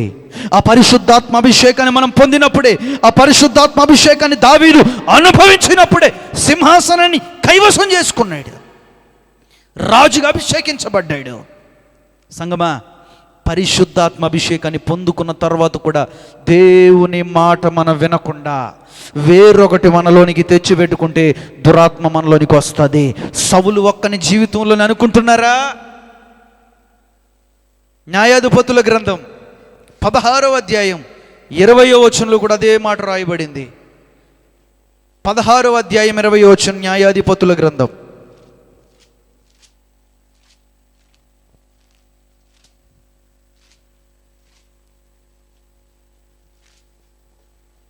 అప్పుడు సంసోను ఫిలిస్తీయులు నీ మీద పడుచున్నారనగా అతడు నిద్ర మేలుకొని ఎప్పటి ఎట్లు నేను బయలుదేరి విరజిమ్ముకుందును అనుకొని అయితే యెహోవా తనను ఎడబాసెనని అతనికి తెలియలేదు. ఒక్క సౌలు గారినే కాదండి, ఒక సౌలు గారినే కాదు, సంసోను ఒకప్పుడు పరిశుద్ధాత్మతో నిండుకొని ఉండే ఆ సంసోనులో నుండి కూడా పరిశుద్ధాత్ముడు వెళ్ళిపోయాడు. కారణం ఏంటి? గర్వం. మనోడికి మామూలు గర్వం కాదు, నేను బలవంతుడిని, ఏదైనా చేయగలను. అక్కడ రాయబడి ఎప్పటి ఎట్లు విరజమ్ముకున్నాడట. అంటే ఎప్పుడు ఉన్న బలం నాలోనే ఉంటుందని అనుకున్నాడు. రెండోది మనోడు చేసిన పనేంటో తెలుసా? ప్రేమ వ్యవహారం కొనసాగించాడు. ప్రేమ వ్యవహారం. మూడోది వెళ్ళొద్దన్న దగ్గరికి వెళ్ళాడు. నాలుగోది పెళ్లి చేసుకోవద్దురా అంటే పెళ్లి చేసుకున్నాడు. గర్వం మనలో ఉందా? అపవిత్రాత్మ మనలో ఉన్నట్టే. ప్రేమ వ్యవహారాలను కొనసాగిస్తున్నామా? అపవిత్రాత్మ మనలో ఉన్నట్టే. అక్కడ రాయబడింది సంసోన్ అంటది, నేనంటే నీకు ఇష్టం లేదు కాబట్టి, నీ బలం ఎక్కడుందో, నీ శక్తి ఎక్కడుందో నాకు నువ్వు చెప్పట్లేదు అని బైబిల్లో రాయబడింది. నా మాటలు కాదండోయ్. ఒకసారి ఆ మాట కూడా మనం చూద్దాం. ఒకసారి చూడండి, న్యాయాధిపతుల గ్రంథం మీకు చూపిస్తాను ఆ మాట ఒకసారి. 14వ అధ్యాయం 16వ వచనం. కాబట్టి సంసోను భార్య అతని పాదముల యొద్ద పడి ఏడ్చుచు నీవు నన్ను ద్వేషించితివి గాని ప్రేమింపలేదు. 16వ అధ్యాయం 15వ వచనం. 7వ దినమున 16వ అధ్యాయం 15వ వచనం. అప్పుడు ఆమె నా యందు నీకు ఇష్టము లేనప్పుడు నేను నిన్ను ప్రేమించుచున్నానని నీవెందుకు చెప్పుచున్నావు? ఒకసారి ఆలోచన చేయండి, అమ్మగారు ఎట్లా మాట్లాడుతున్నారు. సంసోనా ఎలా పరిశుద్ధాత్మను కోల్పోయావు అని సంసోను గారి దగ్గరికి వెళ్ళి అడిగితే సంసోను గారు చెప్తున్న మాటలు ఇవి. ఒకటి, బలం ఉందని గర్వంతో విర్రవీగిపోయాను. రెండవది, ప్రేమ వ్యవహారంలో మునిగిపోయి అమ్మగారు మాట్లాడే మాటలకు లోబడిపోయి అమ్మగారికి తలొంచి పరిశుద్ధాత్మ అభిషేకాన్ని పోగొట్టుకున్నాను. మూడవది ఏమైందయ్యా? వెళ్ళొద్దన్న స్థలానికి వెళ్ళాను. నాలుగవది ఏమైందయ్యా? పెళ్లి చేసుకోవద్దంటే చేసుకున్నాను. సంగమా, చాలామంది అంటారు పెళ్లి విషయం దగ్గరికి వచ్చేసరికి అయ్యగారి దగ్గరికి వస్తారు. అయ్యగారు మరి బిడ్డలంటే ప్రేమ కదా, ఆ బిడ్డలంటే కన్న బిడ్డలు కాదండోయ్, ఆత్మీయ బిడ్డల గురించి చెప్తున్నాను. నాన్న చెప్పు ఏమైంది? పెళ్లి చేసుకోవాలనుకుంటున్నాను. వెరీ గుడ్, మంచి సంబంధం చూస్తాను, నేను నీకు చెప్తాను అని అంటే, లేదయ్య గారు నాకు దర్శనంలో వచ్చి పలానా వ్యక్తిని దేవుడు చూపించాడు, ఆ వ్యక్తినే దేవుడు చేసుకోమన్నాడు. అయ్యగారు, అమ్మో దేవుడు చూపించాడా పలానా వ్యక్తా, సరే పెళ్లి చేస్తాడు. పెళ్లి చేసిన 10 రోజులకి అయ్యగారు రోజు కొడుతున్నాడు, అయ్యగారు రోజు తిడుతున్నాడు, అయ్యగారు ఈ పెళ్లి నాకు వద్దు అయ్యగారు, ఈ విడాకులు డైవర్స్ ఇప్పించండి అయ్యగారు. అప్పుడేమంటివి? దేవుడు చూపించాడు. అప్పుడేమో ఎవరు చూపించారంట? దేవుడు చూపించాడు. ఈ దేవుడు అయ్యగారు వీళ్ళిద్దరూ ఫ్రీగా తేరగా దొరికారు కాబట్టి వీళ్ళిద్దరిని మనం ఆడుకుంటూ ఉంటాం అన్నమాట. దేవుడే ముందుకు నిలబడి, అరే నాయనా ఈ పెళ్లి చేసుకోమని నేను చూపించాను రా, వీళ్ళిద్దరేమో వ్యవహారం నడిపిస్తారు. వ్యవహారం నడిపించి సేవకుడి దగ్గరకు వచ్చి అబద్ధమాడి దేవుని మీద వేసేస్తారు. కొంతకాలం అయ్యేసరికి వద్దు. దయచేసి దేవుని సన్నిధిలో నుండి మీకు చెప్తూ ఉన్నాను, వివాహం చేసుకోవాలనుకుంటున్నావా? మంచిదే. నీ దైవ సేవకుని దగ్గరికి రా, ప్రార్థనలో దైవ సేవకుని గడపని, ఆ దైవ సేవకుని చూపించని, ఆ వివాహం చేసుకో. ఆ వివాహ వ్యవస్థ స్థిరపరచబడుతుంది, బైబిల్లో రాయబడినట్లు ఘనపరచబడుతుంది. అంతేగాని నీ ఇష్టంగా నీ మనసుకు వచ్చిందని చూసుకుని, మనసుకు వచ్చినోని చూసుకుని వచ్చి సేవకునికి చెప్పి నువ్వు చెయ్యయ్యా అంటే చేస్తాడు. ఇది తండ్రి కదా, నువ్వు బాధపడకూడదని చేస్తాడు. కానీ తర్వాత బాధపడేది నువ్వే. ఒకవేళ అది ఇక్కడ తెలియకపోవచ్చు. రేపు ప్రభు నిలబెట్టినప్పుడు ప్రభు ఎదుట లెక్క అప్పజెప్పవలసిన వారిగా ఉన్నాం. ఏది పడితే దేవుని మీద పెట్టేద్దండి, ఏది పడితే దేవుని మీద నెట్టేద్దండి. దేవుడు చెప్పాడు సంసోనికి, రేయ్ బ్రతుకున్నంత కాలం నువ్వు వివాహం చేసుకోకూడదు, నా కొరకు బ్రతకాలని చెప్పాడు. ఎవరి కొరకు బ్రతుకుతున్నావు? ఎవరి కొరకు జీవిస్తున్నావు? ఎవరిని ప్రేమిస్తూ ప్రభుని ద్వేషిస్తూ ఉన్నావు? అలా జరుగుతుందంటే కారణం పరిశుద్ధాత్ముడు మనలో లేడు. సంసోనా ఎందుకు పరిశుద్ధాత్ముడిని విడిచి వెళ్ళిపోయాడంటే కారణాలు ఇవే. గర్వం ప్రాముఖ్యమైన దూత చెప్పాను కదండి మీకు. రెండోదిగా కెరూబు అని. ఈ కెరూబు కూడా అదే గర్వం. అభిషేకించాడు కెరూబుని, సంసోన్ని అభిషేకించాడు. అభిషేకించబడ్డ కెరూబు అని రాయబడింది. కానీ కెరూబు కాలుతున్న రాళ్ల మధ్య నువ్వు సంచరించవని రాశాడు బైబిల్లో. ఆ కెరూబు ఎలా పడిపోయిందో సంసోను కూడా అలాగే పడిపోయాడు. జాగ్రత్తగా ఇద్దరు చరిత్ర మనం అక్కడ పెట్టి చూస్తే గగ్గురు పడుతుందండి మన ఒళ్ళు.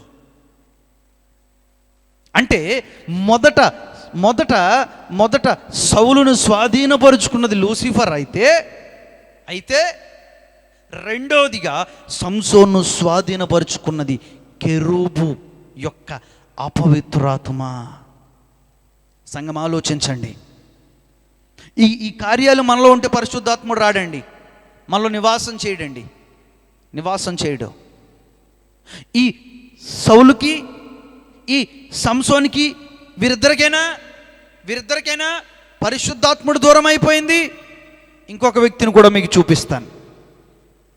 మొదటి రాజుల గ్రంథం 22వ అధ్యాయం 21వ వచనం నుండి చదవగా విందాం.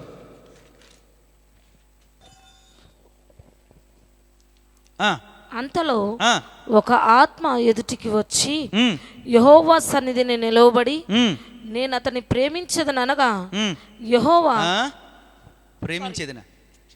ప్రేరేపించదనగా యెహోవా ఏ ప్రకారము నీవు అతన్ని ప్రేరేపించదు అని అతన్ని అడిగాను. అందుకతడు నేను బయలుదేరి అతని ప్రవక్తల నోట అబద్ధమాడు ఆత్మగా ఉందునని చెప్పగా. హల్లెలూయా. చాలండి. నేను ఇక్కడ రాయబడిన సందర్భాన్ని మీకు చెప్తాను, జాగ్రత్తగా వినండి. మనం త్వరగా ముగించుకోవడానికి ప్రయత్నిద్దాం. ఇక్కడ రాయబడిన మాట నేను చెప్తాను, వినండి. ఇక్కడ ఆహాబు అనే ఒక రాజు ఉన్నాడు. ఆహాబు ఈయన యుద్ధంలో చనిపోయాడు. ఎలా చనిపోయాడు అనంటే యెహోవా ఆత్మ కాక వేరొక ఆత్మ అక్కడ ఉందంట. వేరొక ఆత్మ, యెహోవా ఆత్మ అక్కడ విడిచి వెళ్ళిపోయింది. వేరొక ఆత్మ అక్కడికి వచ్చింది. జాగ్రత్తగా అక్కడ ఈ 24వ వచనాన్ని కూడా ఒకసారి చదవగా విందాం. 24వ వచనం. మీకాయా ఇట్లనగా కెనాయా కుమారుడైన సిద్కియా అతని దగ్గరికి వచ్చి నీతో మాటలాడుటకు యెహోవా ఆత్మ నా యొద్ద నుండి ఏ వైపుగా పోయేనని చెప్పి మికాయాను చంప మీద కొట్టాడు.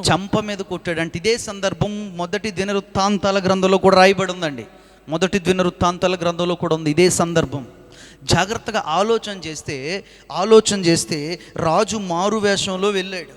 ఎందుకు వెళ్ళాడంటే యెహోవా ఆత్మ అతన్ని విడిచిపోయినందున వేరొక ఆత్మ ఆహాబును ప్రేరేపించగా ఆహాబు మారువేషం వేసుకుని యుద్ధంలోనికి వెళ్ళి యుద్ధం చెయ్యాలని ఒక గుంపు సమూహంతో యుద్ధంలోనికి వెళ్ళినప్పుడు ఆ యుద్ధంలో ఒక ఈటె ఆహాబుకు తగలగా ఆ ఈటె ద్వారా రక్తపు మడుగులో ఆహాబు చనిపోయాడని రాయబడింది. ఎందుకు ఆహాబు చనిపోయాడనంటే దేవుని ఆత్మ కాకుండా వేరొక ఆత్మ తనని ప్రేరేపించింది. ఒకప్పుడు దేవుని ఆత్మ కదా ఇశ్రాయేలు ప్రజల్ని నడిపించింది, ఇశ్రాయేలు ప్రజల రాజులను నడిపించింది. ఇప్పుడు ఎందుకు ఆహాబు ఆ ఆత్మ నుండి బయటికి వచ్చేశాడు? కారణం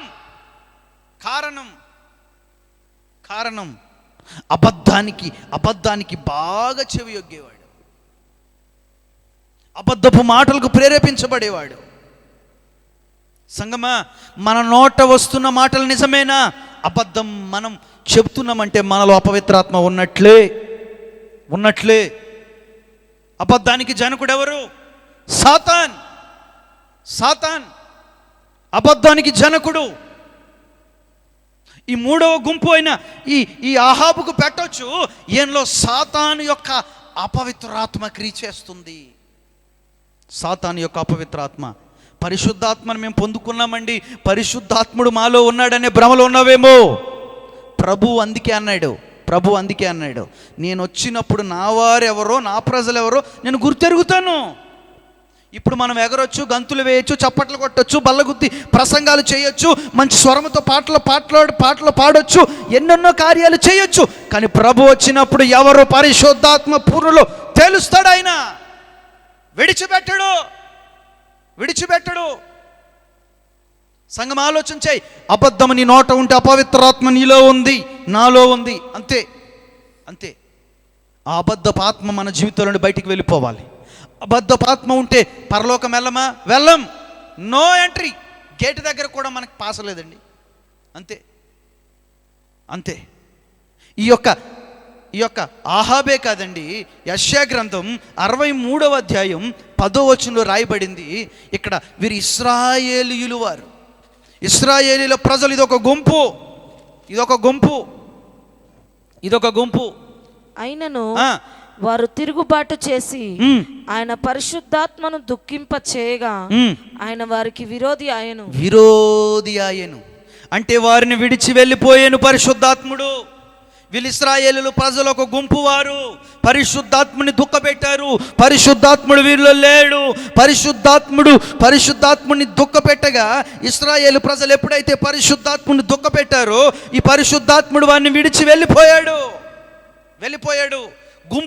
ఈ గుంపుకు పెట్టొచ్చు మన యూఫ్రటీస్ నది యొద్ద ఉన్న అపవిత్రాత్మలని. సంగమా, ప్రభు యొక్క ఆత్మను దుఃఖపెడుతున్నావా? ప్రభు యొక్క ఆత్మను బాధ పెడుతున్నావా? బైబిల్లో రాయబడింది, నరుడు ఏ తప్పు చేసిన క్షమాపణ ఉందంట. కానీ పరిశుద్ధాత్మను దుఃఖపెడితే, పరిశుద్ధాత్మను వెక్కిరిస్తే, పరిశుద్ధాత్మను పొందుకున్న వారిని నిందిస్తే, అవమానపరిస్తే మాత్రం వారికి మాత్రం శిక్ష ఖచ్చితంగా ఉంది. వారిని విడిపించడం ఎవరి వశము కాదు. గుర్తుపెట్టుకోనండి మాట, గుండెల పైన రాసుకోనండి, ముద్ర వేసుకోనండి. పరిశుద్ధాత్మను వెక్కిరించవేమో, ఎవరైనా పరిశుద్ధాత్మ పొందుకుంటే వారిని హేళన చేసావేమో, పరిశుద్ధాత్మ పొందుకుంటే ఎవరినైనా అవహేళనగా మాట్లాడావేమో. ఒకసారి నీ హృదయంలోనికి నువ్వు దాన్ని తెచ్చుకుని దేవుని పాదాలు పట్టుకుని విడిచిపెట్టు. ఆ ఆత్మ నీలో ఉందా? అది అపవిత్రాత్మే. పరిశుద్ధాత్మను దుఃఖపెట్టే ఏ స్వభావం మనలో ఉండటానికి వీలు లేదు. ఆఖరిగా జకరియా గ్రంథం 13వ అధ్యాయం 2వ వచనంలో రాయబడింది, ప్రవక్తల ఆత్మలు కూడా నేను అపవిత్రాత్మలకు అప్పగిస్తున్నాను రాయబడింది. ఆఖరి మాట చదవండి, మనం ముగించుకుందాం. జకరియా గ్రంథం 13వ అధ్యాయం 2వ వచనం త్వరగా. జకరియా గ్రంథం 13వ అధ్యాయం 2వ వచనం. ఇదే సైన్యములకు అధిపతి యెహోవా వాక్కు. ఆ దినమున విగ్రహముల పేర్లను ఇకను జ్ఞాపకము రాకుండా దేశంలో నుండి నేను వాటి మరియు ప్రవక్తలను అపవిత్రాత్మను అపవిత్రాత్మను దేశంలో లేకుండా చేతును. హల్లెలూయా. ప్రవక్తలు అని అంటే అక్కడ అది జరుగుతుంది, ఇక్కడ ఇది జరుగుతుంది, ఇక్కడ అది ఉంది, అక్కడ అది ఉందని చెప్పడానికి కాదు. దేవుని యొక్క రాకడ అతి సమీపంగా ఉందని హెచ్చరిక చేసేవారే ప్రవక్తలు. సంగమా, వీళ్ళు వీళ్ళు వీళ్ళు వీళ్ళు నాయకత్వము నిలుపుకొని ప్రధాన దూతలు అని యూదా గ్రంథంలో రాయబడింది. నాయకత్వాన్ని, వాళ్ళు ప్రధానత్వాన్ని నిలుపుకోలేక కటిక పాశ్యంలో అప్పగించబడ్డారు. 5వ గుంపు ఇదే. ప్రవక్తలను వెంబడిస్తున్నావా? జరిగేది జరగబోయేది జరుగుతున్నది. సోది చెప్తానమ్మ సోదే, అక్కడ ఇలా జరిగింది, ఇక్కడ ఇలా జరిగింది, జరిగేది చెప్తాను, జరగబోయేది చెప్తాను, రేపు ఏం జరుగుతుందో, ఎల్లుండి ఏం జరుగుతుందో, అవతల ఎల్లుండి ఏం జరుగుతుందో అని అది చెప్పేవారిని వెంబడిస్తున్నావేమో. జాగ్రత్త. అపవిత్రాత్మలు వారు అపవిత్రాత్మలు. ప్రవక్తలు అనగా ఎవరో తెలుసా? హెచ్చరిక చేసేవారు, బూర ఊదేవారు, రాకడను గురించి, రేపు ప్రభుని గురించి సిద్ధపరిచేవారు ప్రవక్తలు. వారే ప్రవక్తలు. సపరేట్గా పుట్టుకొచ్చిన వాళ్ళు కాదు వీళ్ళు, ప్రత్యేకంగా వచ్చిన వాళ్ళు కాదు వీళ్ళు. ప్రభు వారికి ఇచ్చిన దాన్ని వారు పట్టుకుని ప్రభు ఎదుటి నిలబడి సిద్ధపరిచేవారే ప్రవక్తలు. ఈ రాత్రిని గుండెలపై వేసుకుని ఆలోచన చేయి. నిజంగానే ప్రభు యొక్క రాకడను గురించి హెచ్చరిస్తున్నావా? అమ్మ గేదె పోయిందండి, మీ బర్రె అక్కడ ఉందమ్మా, మా పిల్లోడి కనబట్టలేదండి, మీ పిల్లోడి గుడి వెనకాల ఉన్నాడమ్మా. ఇది కాదు ప్రవక్త యొక్క పని. ఇది కాదు ప్రవక్త యొక్క పని. ప్రభు యొక్క రాకడను గురించి హెచ్చరించడమే సమూయేలు ఒక ప్రవక్త. దేవుడేం చెప్తే అది చెప్పేవాడు ఇశ్రాయేలు ప్రజలకి. అది చెప్పేవాడు. రేపేం జరుగుతుంది, ఎల్లుండి ఏం జరుగుతుంది, అవతల ఎల్లుండి ఏం జరుగుతుంది అని చెప్పడం కాదు ప్రవక్త యొక్క పని. ప్రభు యొక్క రాకడను గురించి చెప్పడానికి. ఇదే 5వ గుంపుగా దీన్ని ఎంచొచ్చు. ప్రధానత్వాన్ని కోల్పోయిన ఈ గుంపు, ఈ అపవిత్రాత్మ ఇలా చెప్తా ఉన్నారు అని అంటే వీళ్ళు వాళ్ళే. డౌట్ ఏమీ లేదు. దేవుడు చూపించడా అండి? బర్రెల గురించి, ఆవుల గురించి, గొడ్ల గురించి, వీటి గురించి కాదండి దేవుడు చూపించేవాడు. నశించిపోతున్న ఆత్మల సమూహాన్ని చూపిస్తాడు ఆయనండి దేవుడు. బర్రె పోతే ఇంకో బర్రె కొనుక్కోవచ్చు. వాటి గురించా దేవుడు నమ్ముకుంది? వాటి గురించి ఆ మందిరానికి వచ్చేది, వాటి గురించి ఆ సేవకుని వెంబడించేది. అవి ఎవ్వడు అని చెప్పట్లేదు సుమా, అవి ఇస్తాడు. కానీ వాటిని గురించి మందిరానికి రాకూడదు. అలా వస్తున్నావు అంటే నీలో అపవిత్రాత్మ ఉంది. ఈ రాత్రిని గుండెలపై వేసుకో. నీలో అపవిత్రాత్మ ఉందా? పరిశుద్ధాత్మ ఉందా? పరిశుద్ధాత్మ ఉంటే దురాత్మ శక్తులపైన ఆయన అధికారం ఇస్తాడు. పరిశుద్ధాత్మను పొందుకున్నావా?